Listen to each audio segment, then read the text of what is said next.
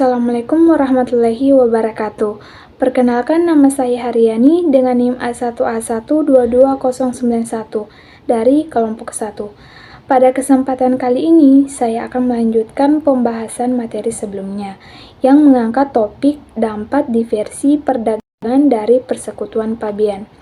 Namun, pada kesempatan ini, fokus pembahasan saya adalah tentang keuntungan statis yang dihasilkan dari terbentuknya Persekutuan Pabean ini. Baik, langsung saja kita masuk ke pembahasannya, yaitu keuntungan dari terbentuknya Persekutuan Pabean.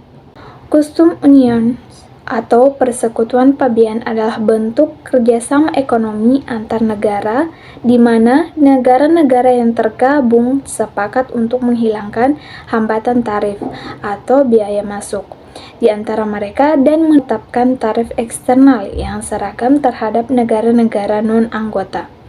Custom Union membantu mendorong pertumbuhan dan menyatukan ekonomi dengan kebijakan perdagangan liberal.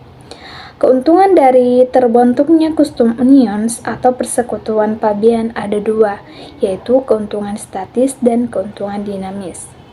Keuntungan statis merujuk pada efisiensi yang diperoleh melalui penghapusan hambatan perdagangan, khususnya tarif dan biaya administrasi, yang berdampak langsung pada pengurangan pengeluaran transaksi dalam perdagangan antara anggota. Keuntungan ini bersifat langsung dan nyata dalam bentuk penghematan biaya serta efisiensi operasional. Berikut adalah aspek-aspek pentingnya.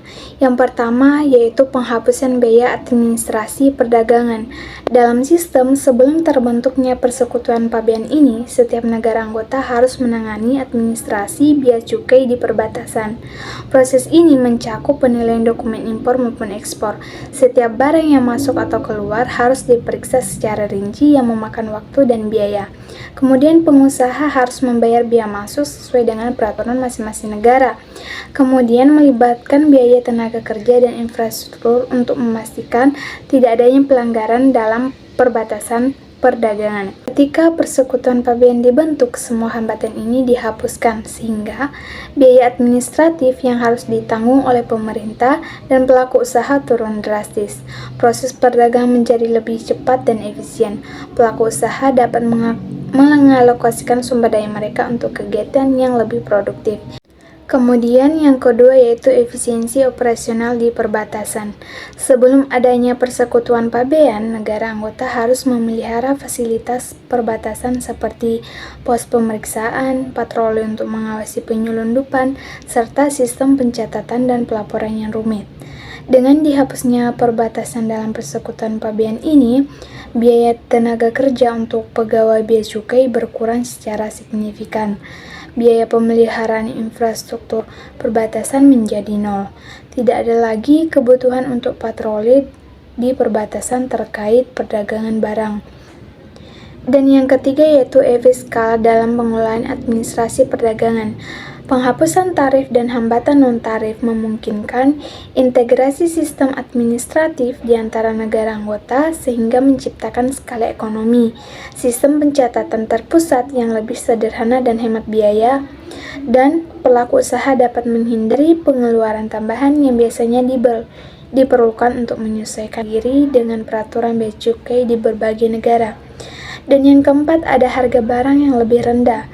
Efisiensi yang dihasilkan dari penghapusan hambatan perdagangan menyebabkan biaya barang menjadi lebih murah karena tidak ada lagi biaya masuk yang harus ditanggung oleh importir dan produsen.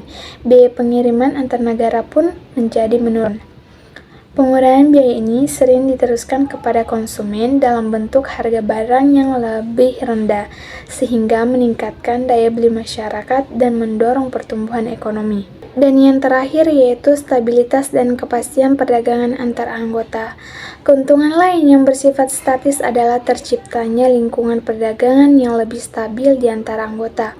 Hal ini karena penghapusan hambatan menciptakan kepastian dalam transaksi lintas batas. Kemudian pelaku usaha tidak perlu khawatir tentang perubahan tarif yang tiba-tiba sehingga perencanaan bisnis menjadi lebih mudah. Contoh nyata keuntungan statis yaitu bisa dilihat dalam Uni Eropa, di mana penghapusan tarif internal itu negara tidak lagi membayar bea masuk untuk barang yang bergerak di antara mereka, sehingga mengurangi biaya administrasi perdagangan. Tidak ada pemeriksaan perbatasan barang antar negara anggota seperti Jerman dan Prancis yang membuat perdagangan lebih cepat dan hemat biaya. Kemudian sistem pencatatan perdagangan terpusat mengurangi pengeluaran pemerintah untuk mengelola perbatasan. Dan dilihat dari setelah Uni Eropa ini keluar, ini bisa dibilang ketika Inggris keluar dari EU atau Brexit, hambatan perdagangan seperti tarif dan pemeriksaan administrasi kembali diberlakukan. Hasilnya adalah peningkatan biaya dan keterlambatan pengiriman barang yang sebelumnya tidak ada dalam sistem custom union. Oke, dari pembahasan yang saya paparkan tadi dapat saya simpulkan bahwa keuntungan statis dari pembentukan custom union ini mencakup penghapusan biaya administrasi, efisiensi operasional, efek skala ekonomi, dan harga barang yang relatif rendah. Hal ini memberikan manfaat langsung baik kepada pemerintah, pelaku usaha, maupun konsumen. Keuntungan ini memperkuat fondasi ekonomi di dalam persekutuan pabean, memungkinkan negara-negara anggota untuk berfokus pada pengembangan lebih lanjut melalui keuntungan dinamis.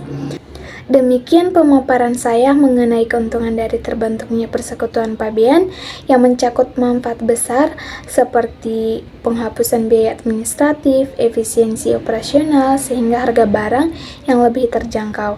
Keuntungan-keuntungan ini tidak hanya memperkuat hubungan ekonomi antar negara, tetapi juga memberikan dampak positif langsung kepada pelaku usaha dan masyarakat secara luas.